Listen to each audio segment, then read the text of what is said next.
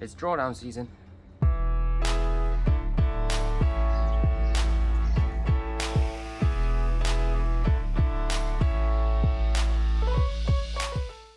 So I've decided that I'm dumping the CAD. You know, I've always had an issue for it. I've just lost a CAD yen trade. I'll put that up somewhere on the screen here. But you know, I was also going through my results from last year, and apart from one trade, I think most of them were actually in the CAD Swiss. Every other trade in the CAD that I lost. You know, so I just have an issue with it. I just don't think it works with my strategy, and I'm getting rid of it. I'm dumping it. Let me know in the comments whether you like it and you trade it. But for me, it's gone. So here's my tip for newer traders this morning. Don't be too hard on yourself. You know, trading takes time. I know in this generation with social media, and maybe I'm part of the problem now, but you know, everybody wants what they see online and they want it now, right? It takes time to get it in this industry, and you know, you try and force it, and try and force money. It's a surefire way of blowing up accounts and being out the industry. So take your time, be patient, enjoy the process. I know it's difficult, but trying to enjoy it. Don't be too hard on yourself for the losses. Pat yourself on the back for the things that you do well, and just enjoy the process. Because, as Royce P, one day you could be walking your dog at 9:30 and he takes a piss in the middle of your video. So I'm currently in a GN short. I took this on my 200k verification, obviously being down a trade on the CAD yen on 197 now.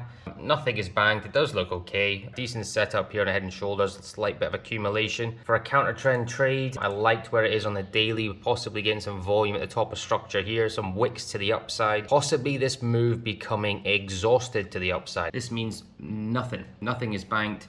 Anything can happen now. So now I just sit on my bum waiting. So here's a little update on my pound New Zealand trade. Look at this. It started off really well. Look at how far we were from TP1 there. However, it may be a blessing in disguise because, you know, whenever I'm in the charts and I'm liking what I see, sometimes I take this TP1 out, and at the moment it looks like a simple impulse corrective. If we do decide to push down, so I'm going to take this out here and let this run as much as one. So on that CPI news this week, pound New Zealand stopped me out for break even, unfortunately. This is why sometimes I don't like the news. I love the technicals. I hate the bloody news. But anyway, we're out for break even. This could push on now because markets are falling. You'd expect New Zealand to weaken off because of that, and we move on to the next. It's not the best start of the month for me. Obviously had the loss in CAD yen, followed up with a break even in pound New Zealand, which is a bit unlucky, and then a loss in USD NOK. So I'll put the chart for that up there as well.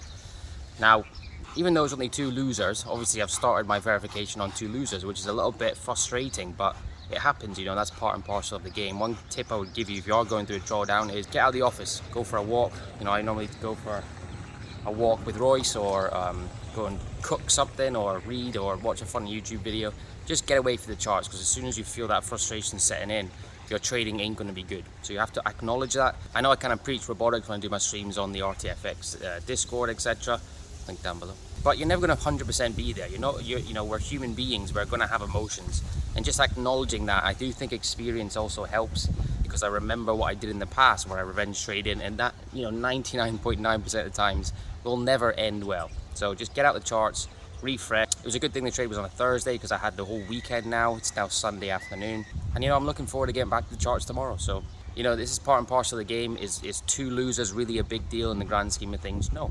It's just a bit frustrating that it started off on my verification, but do I have confidence in my ability that I'm going to get back there? Yeah, absolutely. Do the right things, make sure I keep looking for the right setups and not forcing the market. I don't think conditions are great, but yeah, make sure you're doing what the 5% do. Ooh, that sugar sweet, you got what I need. Sipping on the potion, all that good emotion, just my kind of heat. Keep it on repeat. Tested by the motion.